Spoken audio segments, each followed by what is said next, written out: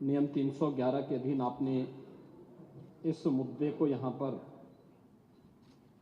इन्हें उठाने की अनुमति दी। नियम 56 के तहत माननीय सदस्यों ने यहां पर संबल और बहराइच से जुड़े हुए जिन मुद्दों की ओर ध्यान आकर्षित किया है,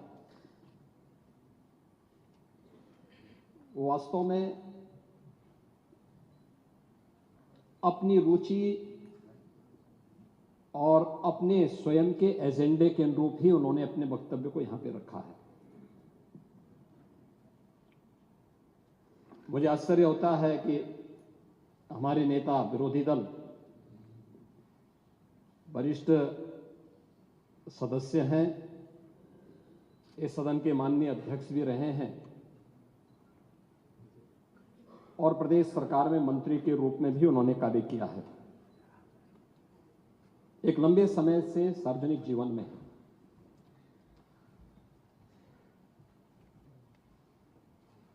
बुद्ध को हम भी मानते हैं,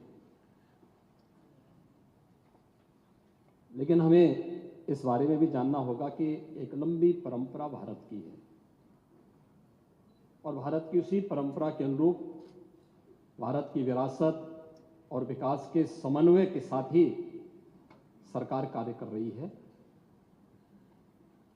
मैं प्रदेश के प्रशासन या अपने स्तर पर प्रदेश के जिस सांप्रदायिक माहौल की आप चर्चा कर रहे हैं, आप सभी माननीय सदस्यों ने जिन मुद्दों को रखा है, मैं उस पर बहुत वो नहीं कहूंगा, क्योंकि एनसीआरबी के जो आंकड़े हैं वे इस बात को बताते हैं कि 2017 से लेकर के लगातार अब तक प्रदेश में सांप्रदायिक दंगों की जो स्थिति है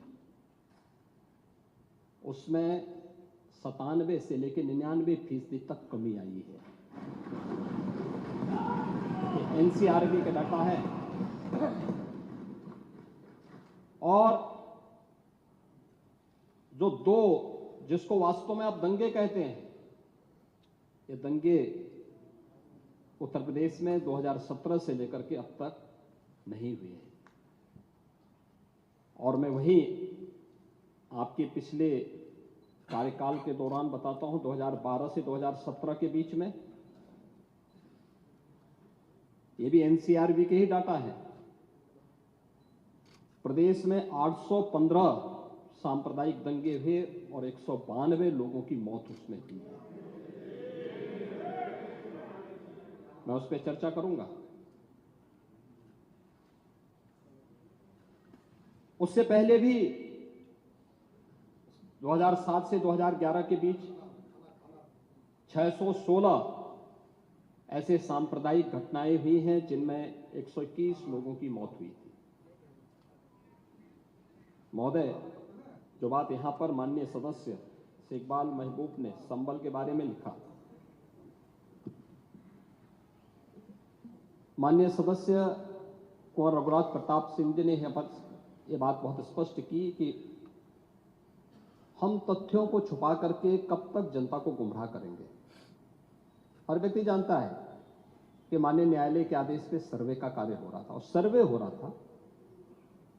दोस्तों, मैं आपसे पूछना चाहता हूं, आप पश्चिम में जाएंगे, पता नहीं आप कैसे हैं, आपके पूर्वज भी हो सकता है, और पश्चिम उत्तर प्रदेश के हमारे सभी लोग अपने सामान्य संबोधन में राम राम ही कहते हैं, तो जय श्री राम कहां से सांप्रदायिक संबोधन हो गया? कहां से सांप्रदायिक संबोधन होगा? हमारे यहां हम जगते हैं, राम ही राम बोलते हैं, मिलते हैं, राम राम का संबोधन होता है, और अंतिम यात्रा में विदा करते हैं तब भी राम नाम सत्य है ही बोलते हैं। राम के बगैर तो हमारा कोई काम ही नहीं है।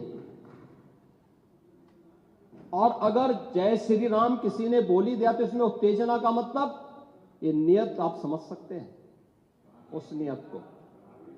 ये चढ़ाने वाला नहीं है, ये चढ़ाने वाला नहीं है, ये चढ़ाने वाला नहीं है। एक दूसरा, आपने कुंदरकी की जीत को वोट की लूट बताया। आप एक सदस्य का अपमान कर रहे हैं। आपके सदस्य की तो जमानत जब्त हो गई वहां पे। और क्या ये सच नहीं है?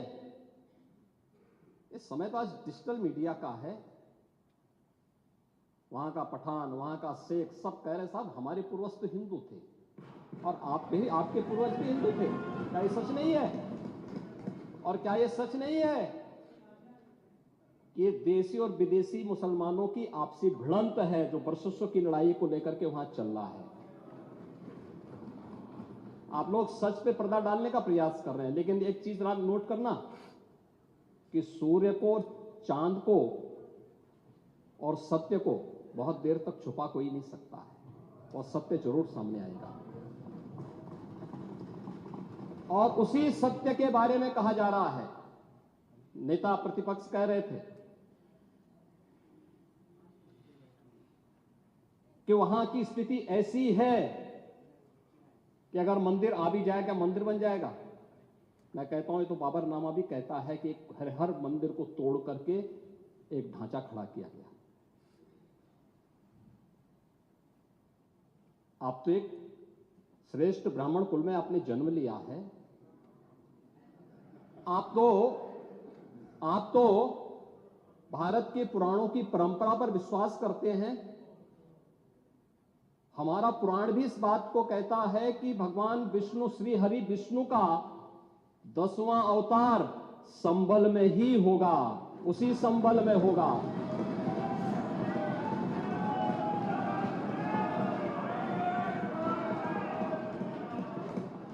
और यह तो केवल सर्वे की बात थी।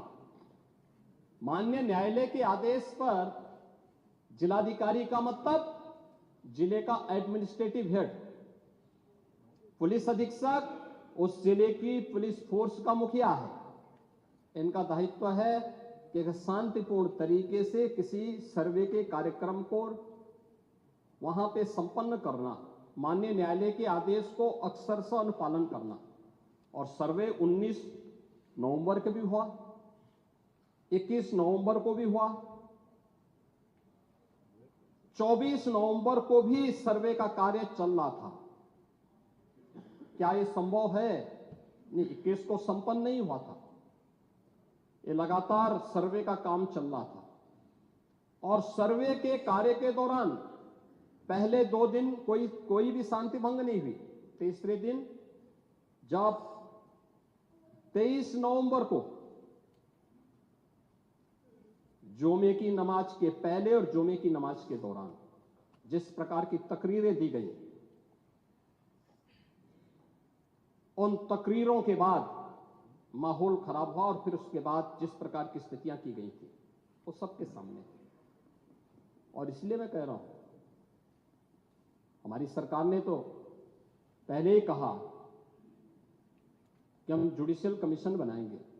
ये एक्ट के अंतर्गत ही इस कमीशन बना हुआ है। माननीय सदन में उसकी रिपोर्ट भी आएगी। दूध का दूध और पानी का पानी सबके सामने आएगा। मैं केवल एक बात कहना चाहता हूं कि अगर संभल के बारे में हम जब बात करते हैं महोदय, एक लंबा सिलसिला है इस संभल का। और अगर मैं संभल की जब चर्चा करता हूं तो संभल में कैसे माहौल खराब किया गया वहां पे। ये संभल में दंगों का जो इतिहास है 1947 से ही प्रारंभ होता है। 1947 में एक मौत होती है।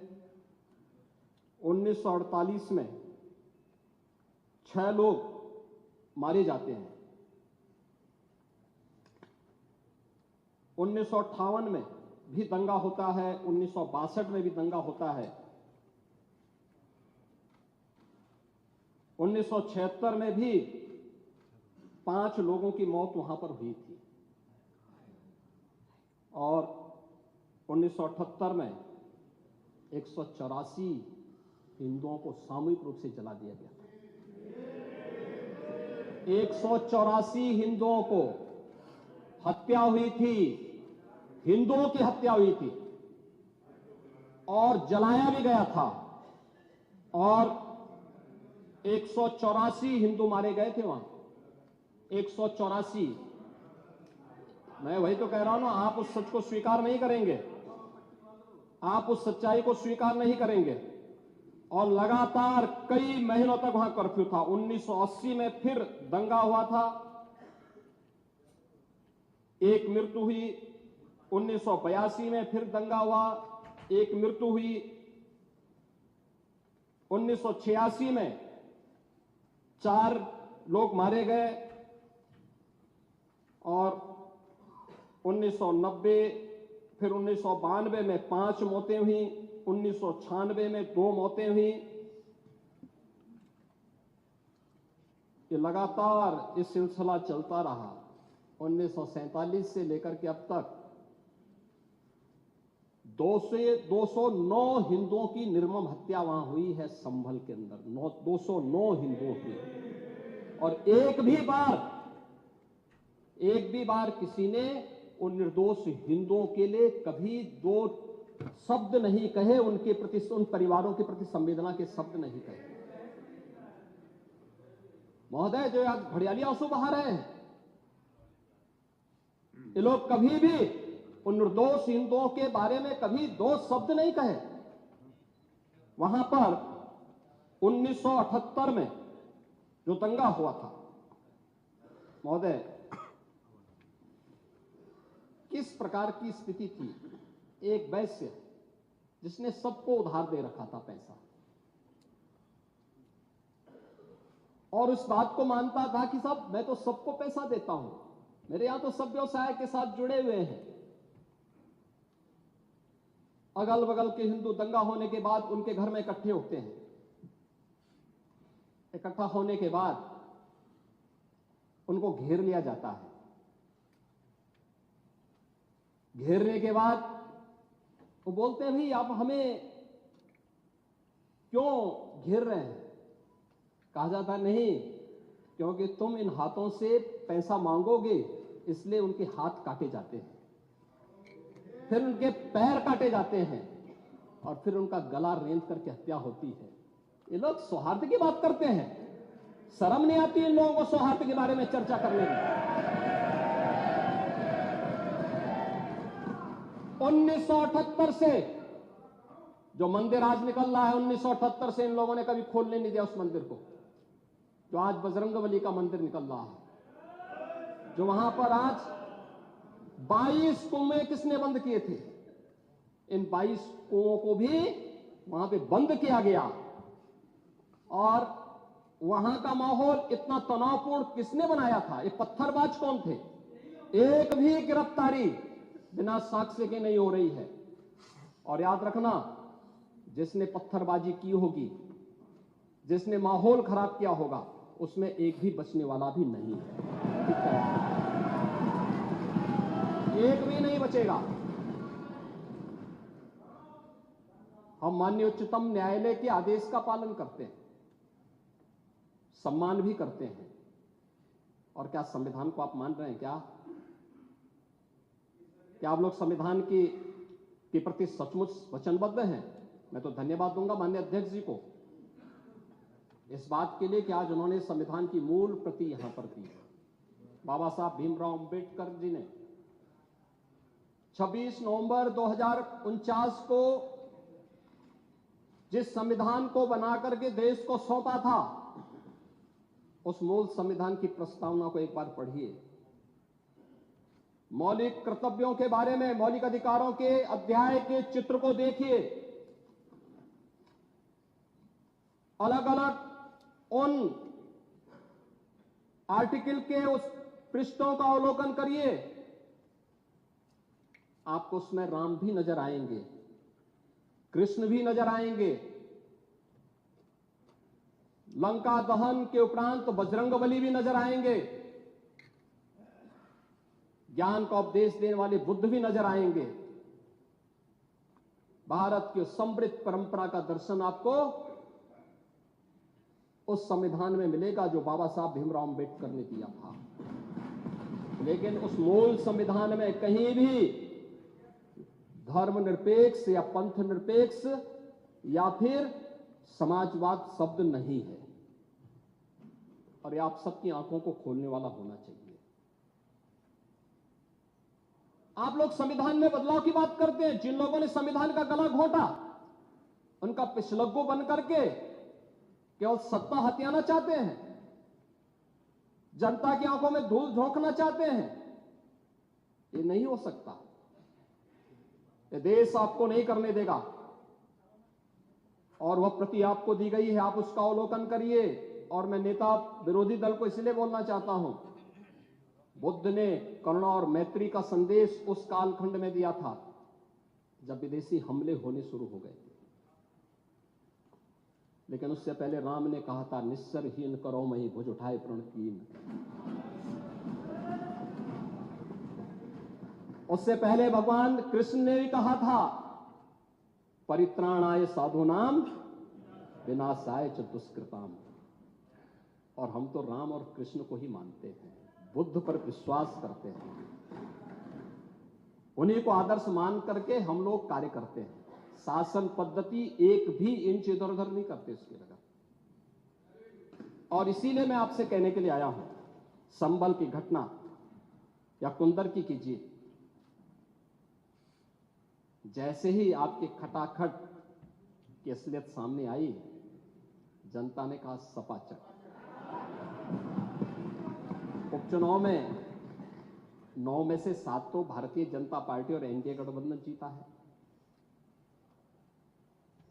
और यही नहीं, सीसामऊ और करहल,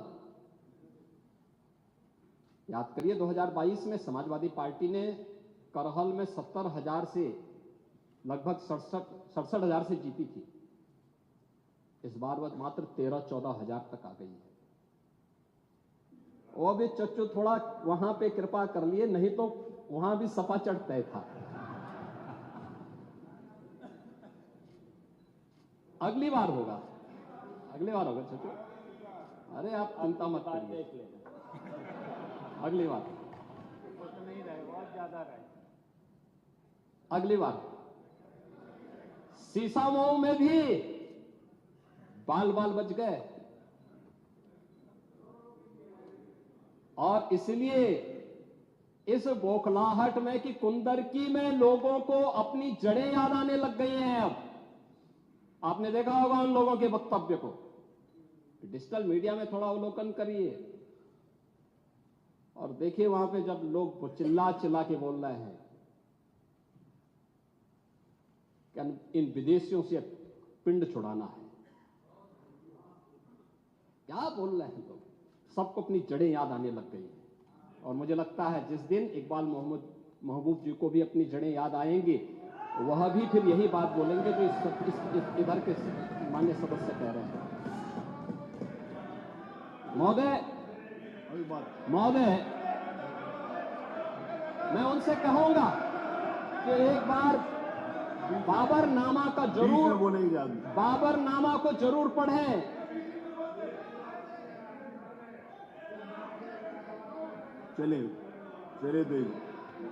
चलिए वो जो बात कही, बाबरनामा को जरूर एक बार पढ़ें आप। मुख्यमंत्री जी बोले, आप प्लीज चलो आप दे देना जब अवसर हो। बाबरनामा को एक बार पढ़ें आप बैठिए। महोदय, संभल की घटना के साथ ही मैं प्रदेश के अंदर अलग अलग समय में जो दंगे अलग अलग समय में हुए हैं। 1972 में आगरा में दंगा हुआ, 19 लोग मरे थे। आजमगढ़ में 1972 में दंगा हुआ, 3 लोग मरे थे। बहराइच में 1973 में दंगा हुआ, 1 व्यक्ति की मौत हुई थी। गोंडा में 1973 में दंगा हुआ, 1 व्यक्ति की मौत हुई। प्रयागराज में 1973 में एक दंगा हुआ, 2 लोगों की मौत हुई। मेरठ में 1973 में दंगा हुआ, 8 लोगों की मौत हुई। आगरा में फिर 1974 में दंगा हुआ, 1 व्यक्ति की मौत हुई। पीलीभीत में 1974 में दंगा हुआ, 3 लोगों की मौत हुई। कानपुर में 1975 में दंगा हुआ, 2 लोगों की मौत हुई। मुरादाबाद में 1976 में दंगा हुआ, 3 लोगों की मौत हुई। बहराइच में 1976 में फिर दंगा हुआ, 3 लोगों की मौत हुई। बुलंदशहर में 1977 में दंगा हुआ, 2 लोगों की मौत हुई। वाराणसी में 1977 में दंगा हुआ, 8 लोगों की मौत हुई। मुरादाबाद में 1978 में दंगा हुआ, 19 लोगों की मौत हुई। अलीगढ़ में 78 में दंगा हुआ, 21 लोगों की मौत हुई। ये लगातार मैं क्या कर रहा हूं, उसमें आप भी थे, जिसके कारण लोकतंत्र सेनानी आप कहलाते हैं, लोकतंत्र सेनानी कहलाते हैं मल्होत्रा जी। उसी के नाम पर आप लोग, मैं क्या कर रहा हूं, ये दंगे हुए हैं, मैं उन दंगों के बारे में बोल रहा हूं, जिन दंगों के कारण लगातार माहौल खराब हुआ है प्रदेश का। और आज प्रदेश के अंदर सुरक्षा का जो एक माहौल है, कानून व्यवस्था की जो एक स्थिति पैदा हुई है, लोगों को सुरक्षा पे विश्वास है, कानून व्यवस्था पर विश्वास है, उसी का परिणाम है कि 40 लाख करोड़ रुपए का निवेश का प्रस्ताव उत्तर प्रदेश को प्राप्त होता है। इतना निवेश, इंफ्रास्ट्रक्चर का एक कार्य, रोड की, रेलवे की, एयर कनेक्टिविटी की, ये उसी का परिणाम है जो सरकार कर रही है और लगातार उसको कर रही है। महोदय, मैं केवल ये कहना चाहूंगा कि आखिर मैं नेता विरोधी दल से ये पूछना चाहता हूं कि अगर हमारा कोई पर्व और त्योहार है या किसी का भी है, मुहर्रम का जुलूस हो या फिर कोई भी अन्य मुस्लिम समाज का कोई पर्व और त्योहार का कोई जुलूस, वो हिंदू मोहल्ले से सुरक्षित निकल जाता है, कोई दिक्कत नहीं होती, मंदिर के सामने से भी निकल जाता है, कोई समस्या नहीं होती। लेकिन इस समस्या केवल वहीं पे क्यों खड़ी होती है जब कोई हिंदू शोभा यात्रा किसी मस्जिद के सामने से, किसी मुस्लिम बाहुल्य क्षेत्र से निकलती है, तब क्यों तनाव पैदा हो जाता है?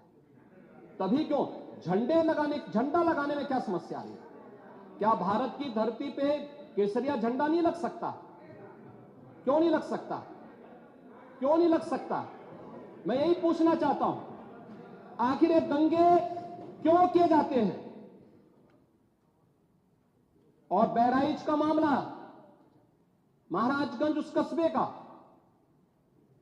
जहां के बारे में आप कह रहे हैं कि लगातार मुस्लिम बस्ती थी, मोना जी ने भी इस बात को कहा कि बस्ती थी, प्रशासन नहीं था, 4 कंपनियां पुलिस थी वहां पे, और दंगा सड़क पे नहीं हो रहा था, गोली घर के अंदर से चल रही थी। इस निर्दोष राम गोपाल मिश्रा की हत्या हुई और घर के अंदर से गोली चला करके उसकी निर्मम हत्या की गई। हमें इस सच्चाई को स्वीकार करना चाहिए। ये दंगा सड़क पे आमने सामने नहीं था।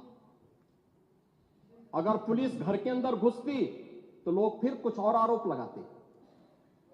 पुलिस ने बचाव करने का अपना प्रयास किया, 4 कंपनियां वहां पे थी, और आप कह रहे हैं कि माननीय मोना जी ने भी कहा कि भारतीय जनता पार्टी के विधायक ने आरोप लगाए। भारतीय जनता पार्टी के विधायक ने इस हल्दी की घटना को लेकर के नहीं, इस महाराजगंज कस्बे की घटना को लेकर के नहीं, ये उस समय बहराइच कस्बे में थे, और बहराइच कस्बे में इनकी गाड़ी पर हमला हुआ, जो वहां से 30-35 किलोमीटर दूर है। वहां पे एक पथराव हुआ था। मैंने भी इनको कहा था, मैंने कहा देखो तुम्हारे उस क्षेत्र में दंगा हुआ है, तुम वहां तत्काल जाओ, लोगों को कंट्रोल करो। लेकिन उसको कैसे तोड़ मरोड़ करके प्रस्तुत किया जा रहा है। इन्होंने जो तहरीर दी वो दूसरे मामले में दी है, उसका इस घटना से कोई लेना देना नहीं, लेकिन उसको किस तरीके से जोड़ करके देखा जा रहा है। एक जिले में दूरी होती है, इसमें बहराइच से आपको भी वहां जाने में समय लगा होगा, और उस दूरी को आपने देखा होगा, तो ये उतनी ही दूरी है। उस घटना को उससे नहीं जोड़ के देखा जा सकता। लेकिन मैं पूछना चाहता हूं कि हिंदू मोहल्ले से और हिंदू मंदिर के सामने से मुस्लिम जुलूस निकल सकता है, तो मुस्लिम मोहल्ले और मस्जिद के सामने से कोई हिंदू शोभा यात्रा क्यों नहीं निकल सकती? क्यों नहीं निकल सकती? और यहीं पे विवाद शुरू होता है। यानी आप चाहते हैं कि आपके पर्व और त्योहार तो शांतिपूर्ण तरीके से मनाए जाएं। कौन नहीं कहता भी? आपके संबल में थे शिया सुन्नी का भी विवाद हुआ था। 1976 में पूरा विवाद तो शिया सुन्नी का था। उस समय जामा मस्जिद के कब्जे को लेकर के इसी बात का विवाद था। आप इस सच को धूल मत डालिए उस सच पे।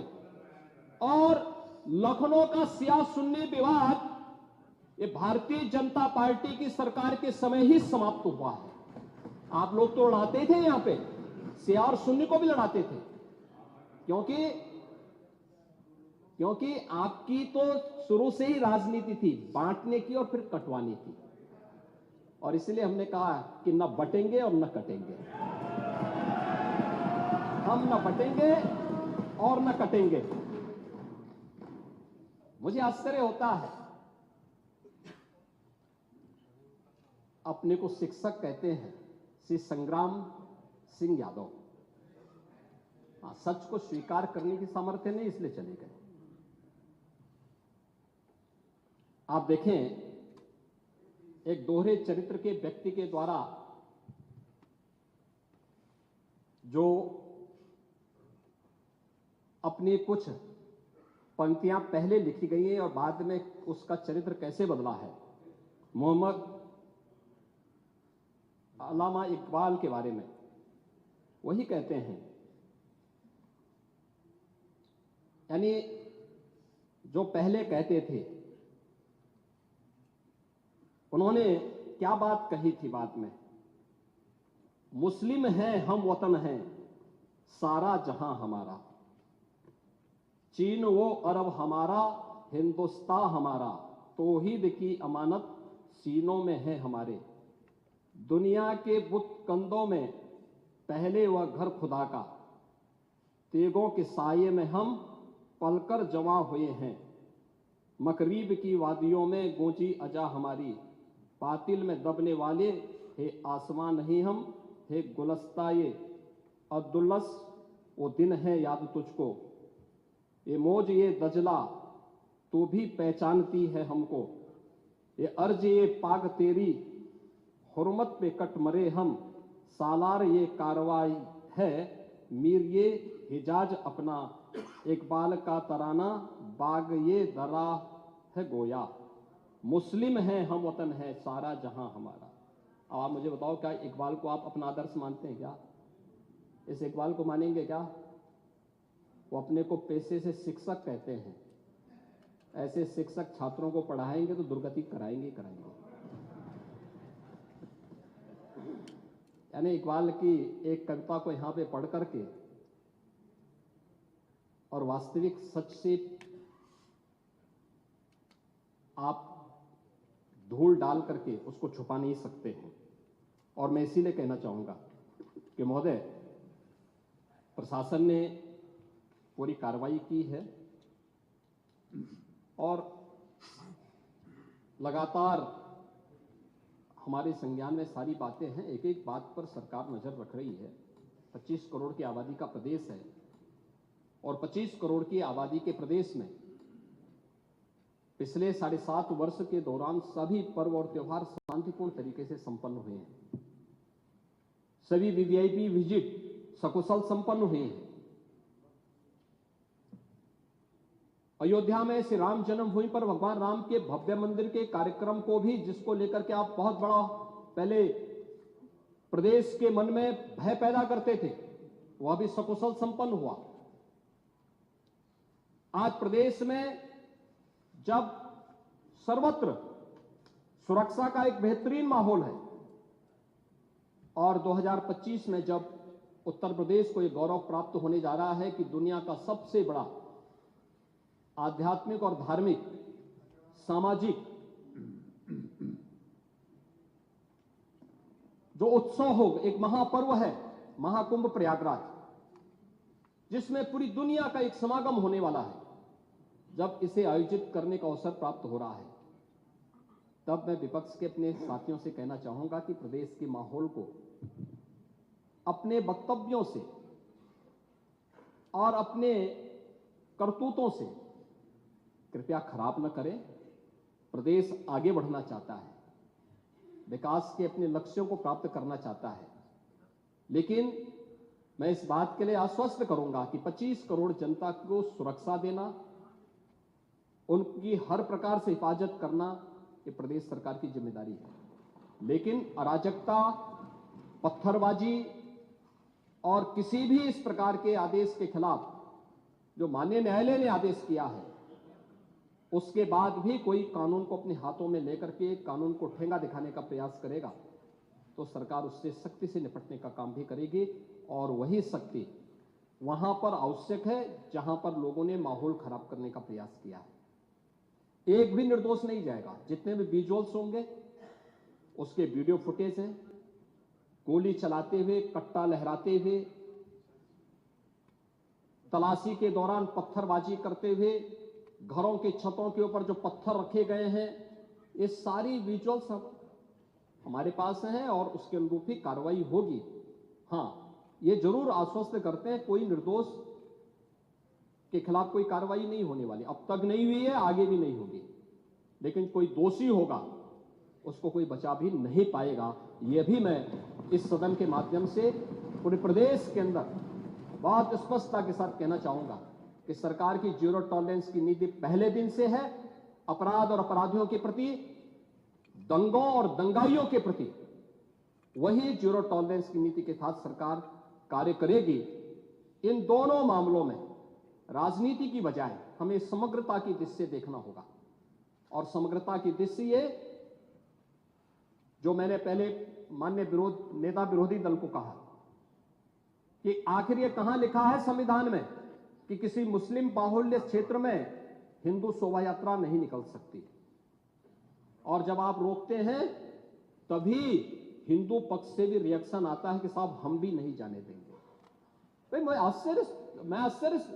मुझे आश्चर्य होता है इन बातों को लेकर के कि मस्जिद के सामने से नहीं निकलने देंगे। क्यों नहीं निकलने देंगे? ये सड़क क्या किसी की है क्या? ये सार्वजनिक मार्ग है, कैसे आप रोक सकते हैं? परंपरागत बहराइच में भी वो परंपरागत जुलूस था, परंपरागत जुलूस था, वही मैं कह रहा हूं, परंपरागत जुलूस था। और उसी परंपरागत जुलूस को आगे बढ़ाने के लिए सारे कार्यक्रम संपन्न हुए थे, आगे भी संपन्न होंगे। लेकिन ये चीजें तय करना, ये कहना कि उत्तेजक नारे लगाए जा रहे थे, जय श्री राम का नारा उत्तेजक नहीं है, ये हमारी श्रद्धा का नारा है, हमारी आस्था का प्रतीक है। कल मैं आपसे कहूंगा कि अल्लाह अकबर का जो स्लोगन है ये हमें अच्छा नहीं लगता, नहीं, आपको हम रोकें तो क्या आपको अच्छा लगेगा?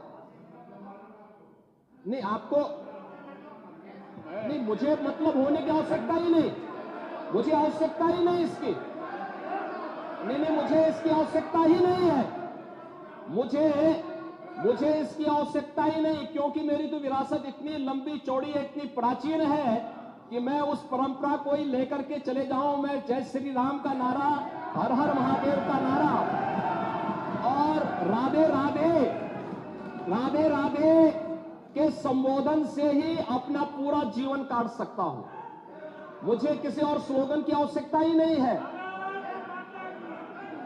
मुझे कोई अन्य नारे की आवश्यकता ही नहीं है, कोई अन्य संबोधन की आवश्यकता नहीं। लेकिन मैं आपसे कहना चाहता हूं, कल कोई आपसे कहेगा, कोई हिंदू भी ये कहेगा कि साहब हमें भी परेशानी है, आप लोग मत बोलिए, क्या आपको अच्छा लगेगा? और कोई भजन गाया जा रहा है, आप उस भजन को अश्लील कैसे कह सकते हैं? कैसे कह सकते हैं? कांवड़ यात्रा में क्या अश्लील गाने बजते हैं? अरे भगवान शिव के गाने बजते हैं, भगवान शिव के भजन गाए जाते हैं।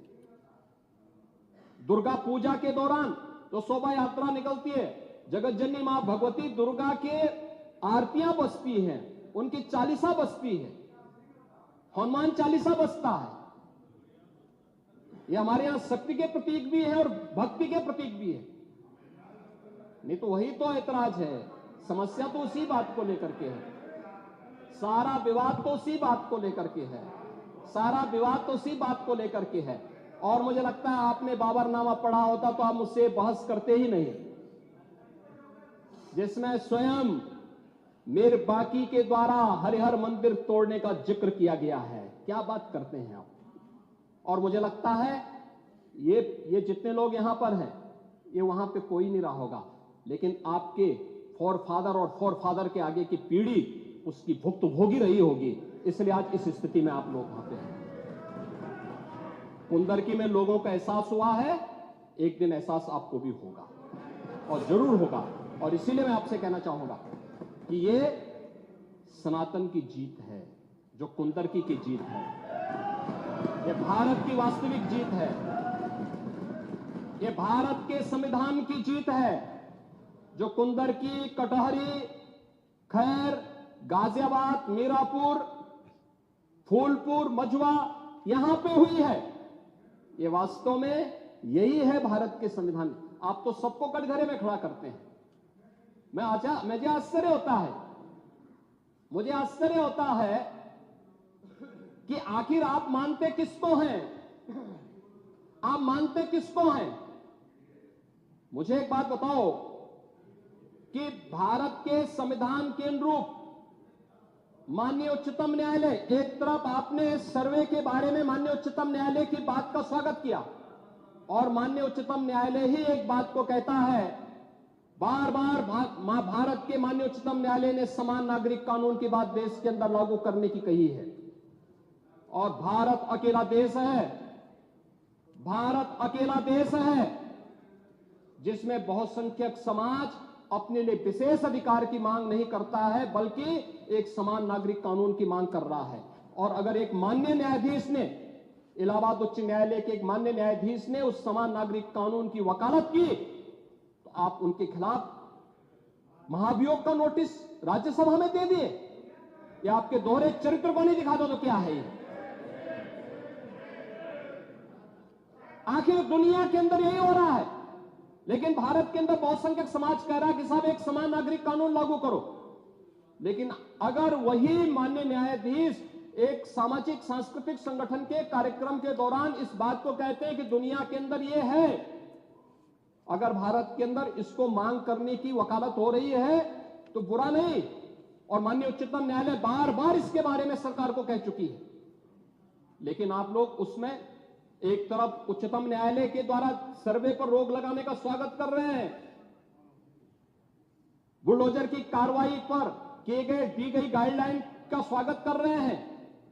उसका तो स्वागत हमने भी किया है, क्योंकि उत्तर प्रदेश अकेला राज्य है जिसने बुलडोजर की कार्रवाई को अक्सरशः सुप्रीम कोर्ट की उस गाइडलाइन के अनुसार अंजाम दिया है,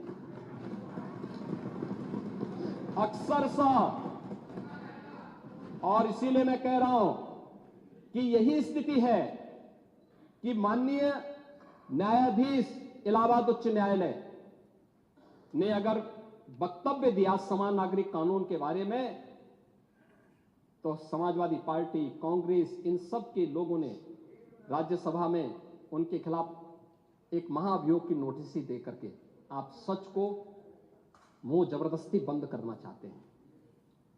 और वहीं पे नहीं किया आपने, यहां पर भी आप चुप नहीं रहे। राज्यसभा के माननीय सांसद, माननीय सभापति तो भारत के महामहिम उपराष्ट्रपति भी हैं, उनके खिलाफ भी अविश्वास प्रस्ताव की नोटिस दे दी गई, इसलिए क्योंकि उन्होंने सदन स्मूथली चलाने के लिए सदन के सभी पक्षों से कहा।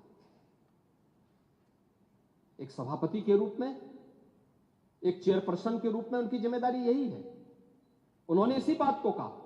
लेकिन एक किसान का पुत्र कैसे इतनी बड़ी कुर्सी पे पहुंच गया, ये लोगों को अच्छा नहीं लग रहा, ये अच्छा नहीं लग रहा है, इसलिए अविश्वास प्रस्ताव को नोटिस।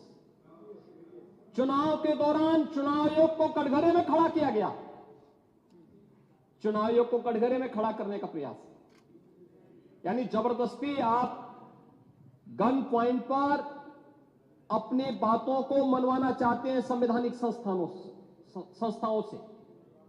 मुझे लगता है ये चरित्र अच्छा नहीं है, ये स्वस्थ लोकतंत्र के लिए अच्छी परंपरा नहीं है। हमें संवैधानिक संस्थाओं का सम्मान करना सीखना होगा, हमें संवैधानिक संस्थाओं को हर प्रकार से मजबूत बनाना होगा। और शासन प्रशासन की कार्रवाई को जो न्याय हित में हो, समाज हित में हो, राष्ट्र हित में हो और आने वाले भविष्य के हित में हो, उसका भी समर्थन करना चाहिए। और मैं यही कहूंगा कि बहराइच की घटना में या संभल की घटना में प्रशासन की कार्रवाई पूरी ईमानदारी के साथ, पूरी न्याय संगत तरीके से आगे बढ़ रही है। हम लोगों ने संभल की घटना को लेकर के एक जुडिशियल कमीशन गठित किया है। जुडिशियल कमीशन वहां विजिट कर रहा है, लगातार लोगों के बयान भी लेंगे, सभी पक्षों की बात को भी सुनेगा, सच को सामने लेके आएगा। लेकिन आपके अनावश्यक पत्थरबाजी से या फायर करने से, इल्लीगल आर्म्स से फायर करने से वहां पर शांति बहाल नहीं होने वाली है।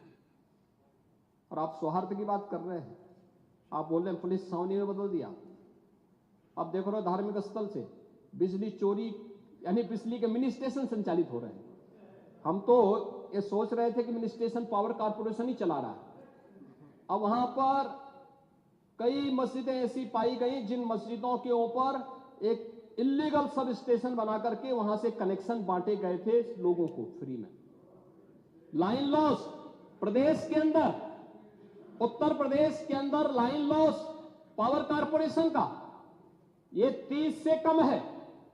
और संभल कस्बे में वहां पर 2 मोहल्ले हैं, एक दीपा सराय और एक मियां सराय है ना। इन दोनों में लाइन लॉस 78% और 82% है। देश के संसाधनों में कैसे लूट होती है।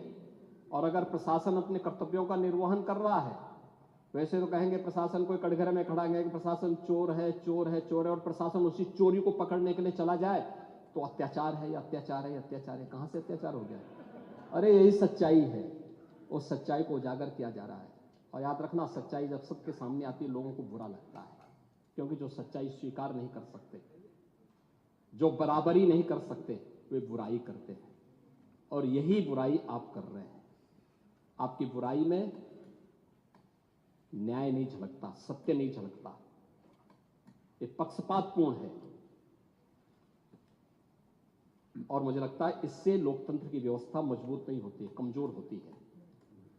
और इसलिए मैं माननीय अध्यक्ष जी, पूरे प्रदेश को इस बारे में आश्वस्त करना चाहूंगा। प्रदेश के अंदर किसी भी मुस्लिम पर्व और त्योहार के दौरान, किसी भी अन्य मत और मजहब से जुड़े हुए किसी भी पर्व और त्योहार के दौरान कहीं कोई समस्या नहीं खड़ी होती, तो फिर हिंदू पर्व और त्योहार के दौरान कोई समस्या खड़ी करेगा तो सरकार उसको सख्ती से निपटने का काम भी करेगी, उतनी ही सख्ती से निपटने का काम भी करेगी। दूसरा, माननीय न्यायालय के द्वारा दिए गए आदेश का पालन करना एक प्रशासन का दायित्व है। उसमें सरकार उसको डायरेक्शन दे न दे, उसका दायित्व बनता है कि उसको पालन करे। और संभल के अंदर प्रशासन ने वही पालन किया है। आज वहां पे सारी चीजें मिल रही हैं। आखिर आपकी बात को मानते हैं कि मंदिर को आपने छेड़ा नहीं, आपने बड़ी कृपा कर दी। लेकिन ये जो 22 कुएं और उन कुओं में जो मूर्तियां मिल रही हैं, ये कुएं किसने पाट दी? ये नोटिस में क्यों परेशानी हो रही है? आपके सांसद जिनसे आपकी प्रतिद्वंदिता है, मानता हूं, क्योंकि वहां पे आप में तो तुर्क और पठान का विवाद चल रहा है, मैंने नहीं कर दिया, एक विवाद चल रहा है। आप उनके सामने, माननीय सदस्य के सामने, आप उनके साथ अपनी जड़ें ढूंढ रहे होंगे। लेकिन ये सच्चाई है, ये सच्चाई है, क्योंकि ये तो है ही। सकीफुल रहमान बर्क कभी भी अपने को ये नहीं बोलते थे कि मैं भारत का नागरिक हूं, वो तो कहते थे मैं बाबर का संतान हूं, वो बोलते थे। आप भी मानते हो किस बात को?